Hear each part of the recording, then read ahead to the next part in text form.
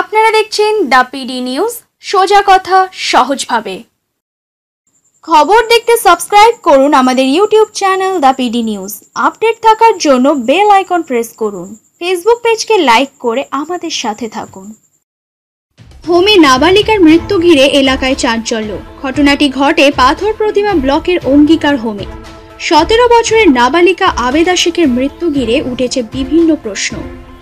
আত্মহত্যা নাকি বিষক্রিয়া মৃত্যু হয়েছে আবেদার, তা নিয়েই দ্বন্দ্বে রয়েছে পুলিশ।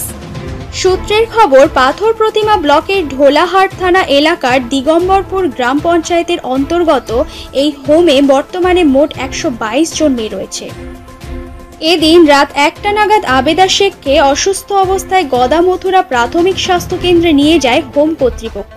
সেখানেই চিকিৎসকেরা তাকে মৃত বলে জানায়। খবর পেয়ে সকালে ঢোলাহাট থানার পুলিশ মৃতদেহটি ময়না তদন্তের জন্য কাকদ্বীপ মহকুমা হাসপাতালে পাঠায়। মৃত আবেদা শেখের বাড়ি জয়নগর থানার পাতিপুকুর গ্রাম পঞ্চায়েতের বেনেরচক গ্রামে। বাবার নাম মোক্তার শেখ। 9 মাস আগেই আবেদা এই হোমে আসে। তার এই মৃত্যু ঘিরে রহস্যের দানা বেঁধেছে।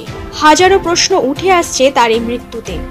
হোমের প্রতিটি ঘরে প্রায় 20 জন করে মেয়ে থাকার সত্ত্বেও এমন ঘটনা কিভাবে ঘটল? কেনই বা সহপাঠীরা কিছু জানতে পারল না?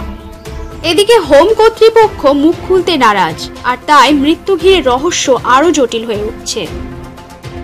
এই ঘটনায় ঢোলা থানার পুলিশ একটি অস্বাভাবিক মৃত্যুর মামলা রুজু করে তদন্ত শুরু করেছে। ঢোলা থেকে অরিন্দম শীলের রিপোর্ট, দ্য পিডি নিউজ।